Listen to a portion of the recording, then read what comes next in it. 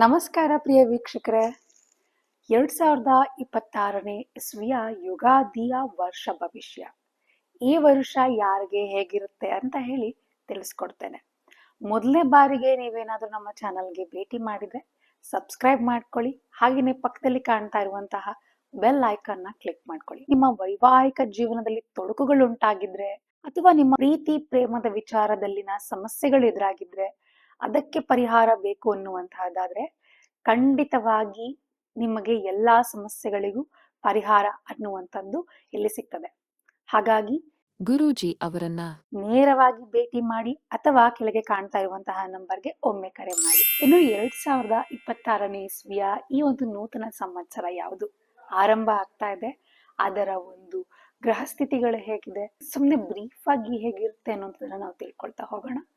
ಈ ಒಂದು ವರ್ಷದ ಒಂದು ನೂತನವಾದಂತಹ ಸಂವತ್ಸರ ಯಾವ್ದಪ್ಪ ಅಂದ್ರೆ ಅದೇ ಪರಾಭಾವ ಸಂವತ್ಸರ.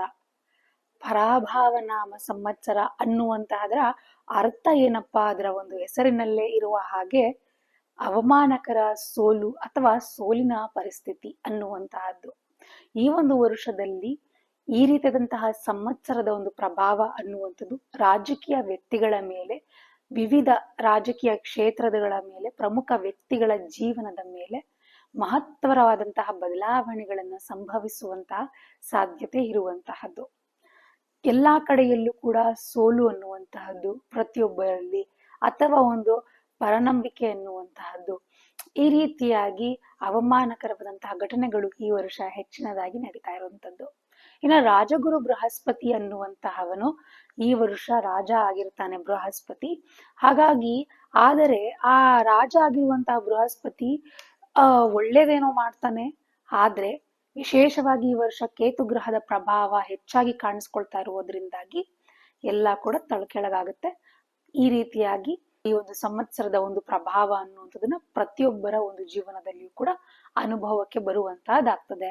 ಇನ್ನ ಈ ಏಪ್ರಿಲ್ ನಿಂದ ಜುಲೈವರೆಗೂ ನೋಡುವಂತದ್ದಾದ್ರೆ ಕಾಳಸರ್ಪದ ಯೋಗ ಅನ್ನುವಂತಹದ್ದು ಉಂಟಾಗುವಂತಹ ಸಾಧ್ಯತೆ ಇರುವುದರಿಂದಾಗಿ, ಜೊತೆಗೆ ಸುಮಾರು 200 ವರ್ಷಗಳ ನಂತರ ಕಾಣುವಂತಹ ಅಪರೂಪವಾದಂತಹ ಗ್ರಹಗಳ ಒಂದು ಸಂಯೋಗ ಅನ್ನುವಂತಹದ್ದು ಈ ವರ್ಷ ಸಂಭವಿಸಬಹುದಾದಂತಹ ಒಂದು ವಿದ್ಯಮಾನಗಳು ಅಥವಾ ಏನು ನಡೆಯುವಂತಹ ಘಟನೆಗಳಿಗೆ ಅದು ಕಾರಣವಾಗುವಂತಹದ್ದು. ಹಾಗಾಗಿ ಸ್ವಲ್ಪ ಎಲ್ಲಾ ವಿಷಯಗಳಲ್ಲಿಯೂ ಕೂಡ ಸಾಮಾನ್ಯ ಜನರುಗಳು ಎಚ್ಚರಿಕೆಯನ್ನು ವಹಿಸುವಂತಹದ್ದು ಬಹಳ ಉತ್ತಮ ಅಂತಾನೆ ಹೇಳ್ಬಹುದು.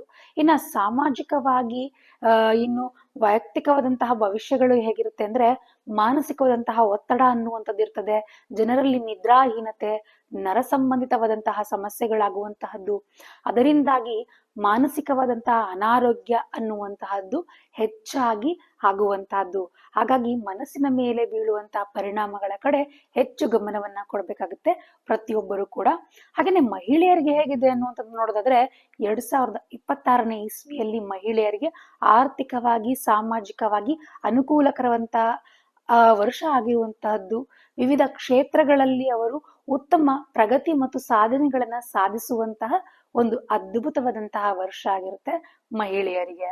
ಹಾಗೇನೆ ಇನ್ನು ಮಾಧ್ಯಮಗಳಿಗೆ ಹೇಗಿರುತ್ತೆ ಅನ್ನುವಂಥದ್ದನ್ನ ನೋಡುವಂಥದ್ದಾದ್ರೆ ಮಾಧ್ಯಮದಲ್ಲಿ ಯಾರಿರ್ತಾರೆ ಅಂತಹವ್ರಿಗೆ ಸೋಷಿಯಲ್ ಮೀಡಿಯಾ ಅಥವಾ ಮುಖ್ಯವಾಹಿನಿಯ ಮಾಧ್ಯಮಗಳಲ್ಲಿ ಇರುವಂತಹವರಿಗೆ ಸುಳ್ಳು ಸುದ್ದಿ ಹರಡುವುದು ಅಥವಾ ವ್ಯಕ್ತಿಗಳ ಮಾನಹಾನಿ ಮಾಡುವಂತಹ ಘಟನೆಗಳನ್ನ ಅವರು ಮಾಡುವುದರಿಂದಾಗಿ ಆ ರೀತಿಯಾದಂತಹ ಕೆಲಸಗಳನ್ನೇನಾದ್ರೂ ಮಾಡಿದ್ದೇ ಅಲ್ಲಿ ಖಂಡಿತವಾಗಿ ಕಠಿಣವಾದಂತಹ ಕಾನೂನು ಕ್ರಮಗಳನ್ನ ಅವರು ಎದುರಿಸುವಂತಹ ಸಾಧ್ಯತೆಗಳು ಹೆಚ್ಚಿನ ಮಟ್ಟದಲ್ಲಿ ಕಂಡು ಬರ್ತಾ ಇರುವಂತಹದ್ದು. ಹಾಗಾಗಿ ಸ್ವಲ್ಪ ಜಾಗೃತರಾಗಿರುವಂತದ್ದು ಬಹಳ ಉತ್ತಮ ಅಂತಾನೆ ಹೇಳ್ಬಹುದು. ಇನ್ನು ರಾಜಕೀಯ ಕ್ಷೇತ್ರದಲ್ಲಿ ನೋಡುವಂತದ್ದಾದ್ರೆ ರಾಜಕೀಯ ಕ್ಷೇತ್ರದಲ್ಲಿ ಕೆಲವು ಪ್ರದೇಶಗಳಲ್ಲಿ ಆಯಾ ಪಕ್ಷಗಳಲ್ಲಿ ಭಿನ್ನಾಭಿಪ್ರಾಯಗಳು ಉಂಟಾಗಿ ಆಡಳಿತದಲ್ಲಿ ಬದಲಾವಣೆಗಳು ಸಂಭವಿಸುವಂತಹ ಸಾಧ್ಯತೆಗಳಿದೆ.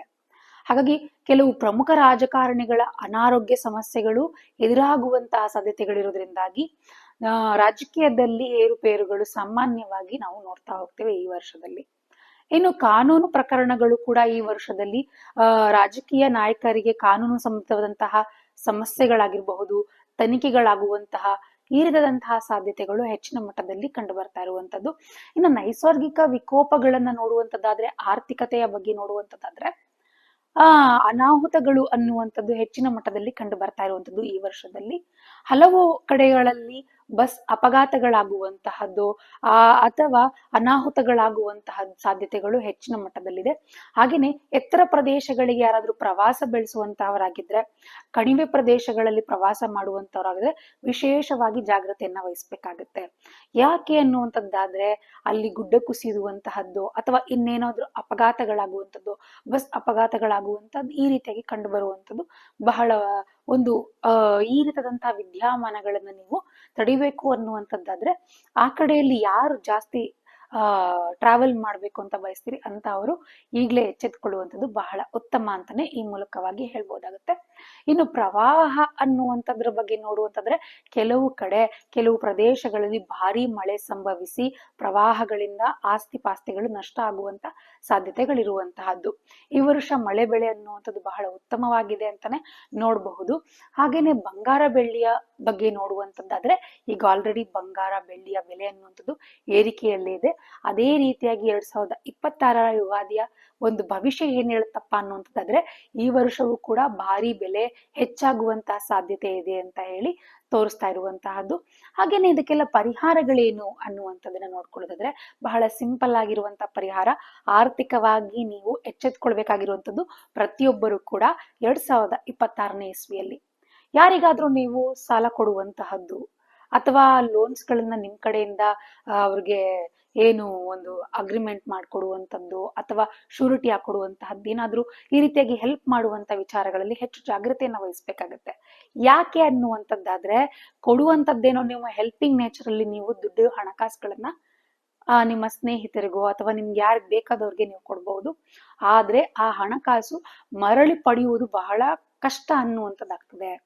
ಹೌದು, ಯಾಕೆ ಅಂದ್ರೆ ಅವರು ಕೊಡುವಂತಹ ಸಂದರ್ಭದಲ್ಲಿ ಬಹಳ ಒಳ್ಳೆಯವರಾಗಿರ್ತಾರೆ, ಆದ್ರೆ ಇಸ್ಕೊಳ್ಳುವಂತ ಸಂದರ್ಭದಲ್ಲಿ ನಿಮಗೆಷ್ಟೇ ಕಷ್ಟ ಇದ್ರೂ ಅವ್ರು ಹಿಂದಿರುಗಿಸುವಂತಹದ್ದು ಬಹಳ ವಿಳಂಬ ಆಗುವಂತಹದ್ದಾಗ್ತದೆ. ಹಾಗಾಗಿ ಹಣಕಾಸಿನ ವ್ಯವಹಾರಗಳನ್ನ ಮಾಡುವಾಗ ಬಹಳ ಜಾಗೃತೆಯಿಂದ ಇರ್ಬೇಕಾಗತ್ತೆ ಎಲ್ಲರೂ ಕೂಡ. ಇನ್ನು ವಿಶೇಷವಾಗಿ ನೀವು ಯಾವ್ದಾದ್ರು ಮುಖ್ಯವಾದಂತಹ ಕೆಲಸಗಳಿಗೆ ಹೋಗ್ಬೇಕು, ಆ ಕೆಲಸದಲ್ಲಿ ನೀವು ಜಯಶಾಲಿಗಳಾಗ್ಬೇಕು, ಆ ಒಂದು ಕೆಲಸ ಅನ್ನುವಂಥದ್ದು ನಿಮ್ಗೆ ಆಗ ಬರ್ಬೇಕು ಅನ್ನುವಂತಹದ್ದಾದ್ರೆ ಯಾರೇ ಆದ್ರೂ ಕೂಡ ಈ ವರ್ಷದಲ್ಲಿ ಇದೊಂದು ಟಿಪ್ಸ್, ಈ ಒಂದು ಬಣ್ಣದ ಬಟ್ಟೆನ ಧರಿಸಿ ನೀವು ಹೋಗೋದ್ರಿಂದಾಗಿ ನಿಮ್ಮ ಕೆಲಸಗಳು ಸುಸೂತ್ರವಾಗಿ ಆಗ್ತದೆ. ಯಾವ್ದಪ್ಪ ಅದು ಅಂದ್ರೆ ಲೆಮನ್ ಎಲ್ಲೋ ಅಥವಾ ನಿಂಬೆ ಹಳದಿ ಅಂತ ಹೇಳ್ತಾರಲ್ಲ ಆ ಬಣ್ಣದ ಒಂದು ವಸ್ತ್ರವನ್ನ ಧರಿಸಿ ನೀವು ಮುಖ್ಯವಾದಂತಹ ಕಾರ್ಯ ಅಥವಾ ಕೆಲಸಗಳಿಗೆ ನೀವು ಹೋಗೋದ್ರಿಂದಾಗಿ ನಿಮ್ಮ ಕೆಲಸಗಳು ಅನ್ನುವಂಥದ್ದು ಬಹಳ ವಿಶೇಷವಾಗಿ ನಿಮ್ ಕೈಗೂಡುವಂತದ್ದಾಗ್ತದೆ.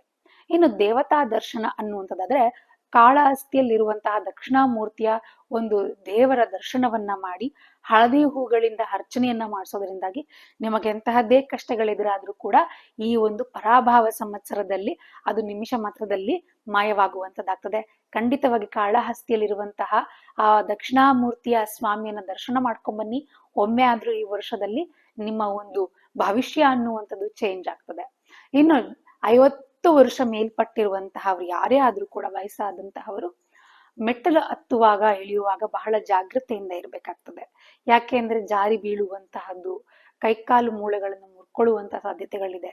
ಹಾಗಾಗಿ ವಯಸ್ಸಾಗಿರುವಂತಹವರು ಈ ಒಂದು ವಿಚಾರಗಳಲ್ಲಿ ಹೆಚ್ಚು ಜಾಗೃತೆಯನ್ನ ವಹಿಸುವಂಥದ್ದು ಬಹಳ ಉತ್ತಮ ಅಂತಾನೆ ಈ ಮೂಲಕವಾಗಿ ಹೇಳ್ಬಹುದಾಗ್ತದೆ.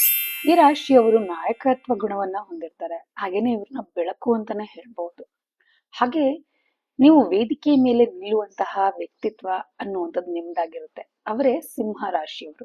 ಈ ಒಂದು ಯುಗಾದಿ ನಿಮ್ಮ ಜೀವನದಲ್ಲಿ ರಾಜಯೋಗದ ಸಮಯನ್ನ ಶುರು ಮಾಡ್ತಾ ಇರುವಂತಹ ವರ್ಷ ಆಗಿದೆ. ಈ ವರ್ಷ ನಿಮ್ಮ ಆತ್ಮವಿಶ್ವಾಸ, ನಿಮ್ಮ ಅಹಂಕಾರ, ನಿಮ್ಮ ನಿರ್ಧಾರ ಮೂರೂ ಕೂಡ ನಿಮ್ಮ ಭಾಗ್ಯವನ್ನ ನಿರ್ಧರಿಸಿರುವಂತಹ ಒಂದು ವರ್ಷ ಆಗ್ತಾ ಇದೆ. ಹಾಗಾದ್ರೆ ಸಿಂಹ ರಾಶಿಯವರ ಒಂದು ಭವಿಷ್ಯವನ್ನ ನಾವು ಈ ವರ್ಷ 2026ರಲ್ಲಿ ಹೇಗಿದೆ ಅನ್ನೋದನ್ನ ನಾವು ತಿಳ್ಕೊಳ್ಬೇಕಾಗತ್ತೆ. ಸಿಂಹ ರಾಶಿಯವರು ಇವರ ಒಂದು ಸ್ವಾಭಾವಿಕವಾಗಿ ನೋಡುವಂತದ್ದಾದ್ರೆ ಸಿಂಹ ರಾಶಿಯವರು ಇವರು ಅಗ್ನಿತತ್ವದ ರಾಶಿ ಅಂತಾನೆ ಹೇಳ್ಬಹುದು. ಹಾಗೇನೆ ಈ ಸಿಂಹ ರಾಶಿಯವರ ಒಂದು ಅಧಿಪತಿ ಯಾರಪ್ಪ ಅನ್ನೋದಾದ್ರೆ ಸೂರ್ಯಗ್ರಹ ಆಗಿರ್ತದೆ. ನೀವು ಅಟೆನ್ಷನ್ ನ ಇಷ್ಟಪಡುವಂತಹ ವ್ಯಕ್ತಿಗಳಾಗಿರ್ತೀರಿ. ನಿಮ್ಮಲ್ಲಿ ಸ್ವಾಭಾವಿಕವಾಗಿ ಲೀಡರ್ಶಿಪ್ ಕ್ವಾಲಿಟಿ ಅನ್ನುವಂಥದ್ದು ನ್ಯಾಚುರಲ್ ಆಗಿ ಬಂದಿರ್ತದೆ. ನಿಮ್ಗೆ ಹುಟ್ಟತಾನೆ ಇದು ಬಂದಿರುವಂತಹ ಗುಣ ಆಗಿರುತ್ತೆ ಸಿಂಹ ರಾಶಿಯಲ್ಲಿ ಇರುವಂತವ್ರಿಗೆ. ಆದ್ರೆ ಕೆಲವೊಮ್ಮೆ ನಿಮ್ಮ ಈಗೋ ಮತ್ತೆ ಡಾಮಿನೆನ್ಸಿಯ ಸಮಸ್ಯೆ ಅನ್ನುವಂತಹದ್ದು ನಿಮಗೆ ಕೆಲವೊಂದು ಬಾರಿ ಎಡವಟ್ಟನ್ನ ಮಾಡುವಂತದ್ದಾಗ್ತದೆ. ಹಾಗಾದ್ರೆ ಈ ಯುಗಾದಿಯ ನಂತರದಲ್ಲಿ ನೀವು ಈ ವರ್ಷದಲ್ಲಿ ನೀವು ಒಂದು ಮಾನವೀಯತ್ವದ ಒಂದು ಗುಣವನ್ನ ನೀವು ಅಳವಡಿಸ್ಕೊಂಡಿದ್ದೆ ಆದ್ರೆ ನಿಮಗೆ ಇದು ಒಂದು ದೊಡ್ಡ ಶಕ್ತಿಯಾಗಿ ನಿಮಗೆ ಪರಿಮಾಣ ಆಗುತ್ತೆ.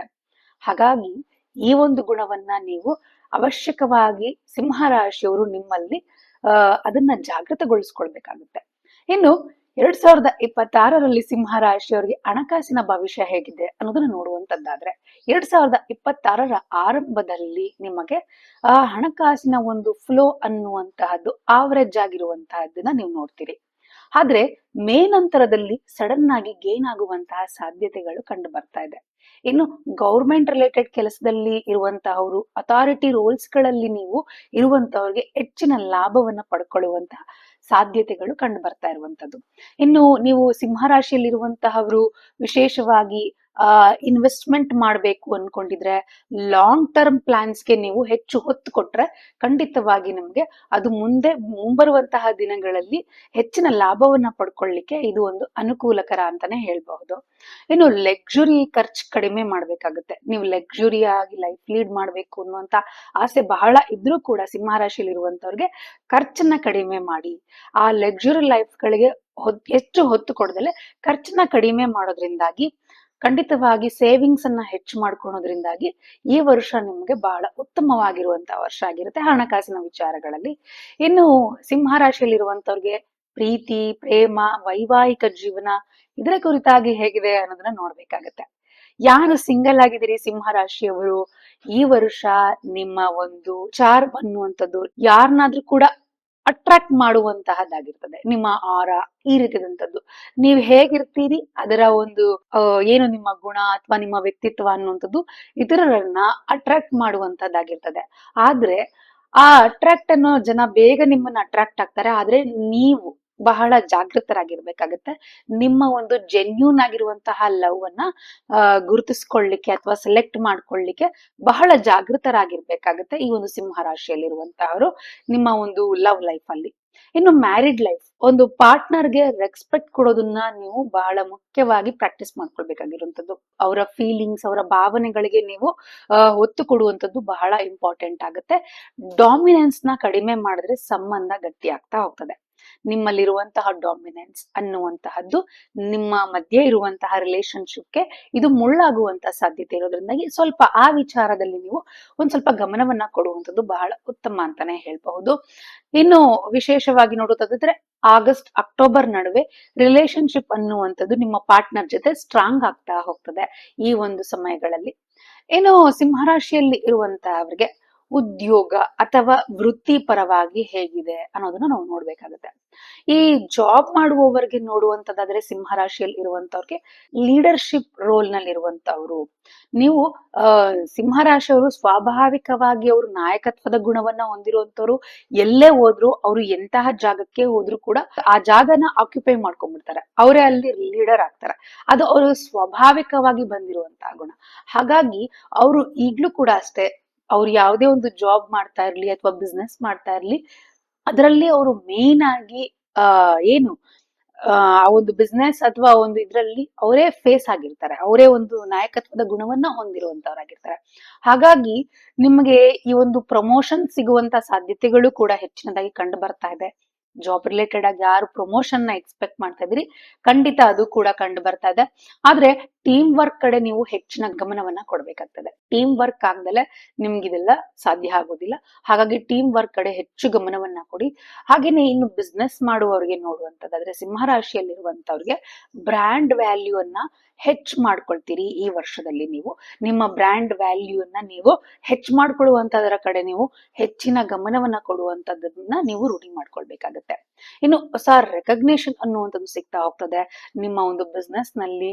ಅದು ನಿಮ್ಗೆ ಇನ್ನು ಹೆಚ್ಚಿನ ಜನಕ್ಕೆ ನಿಮ್ಮ ಬಿಸ್ನೆಸ್ ಏನ್ ನೀವು ಬಿಸ್ನೆಸ್ ಮಾಡ್ತಾ ಇದ್ದೀರಿ ಅದು ಹೆಚ್ಚಿನ ಜನಕ್ಕೆ ರೀಚ್ ಆಗ್ಲಿಕ್ಕೆ ಇದು ಅನುಕೂಲ ಆಗುತ್ತೆ.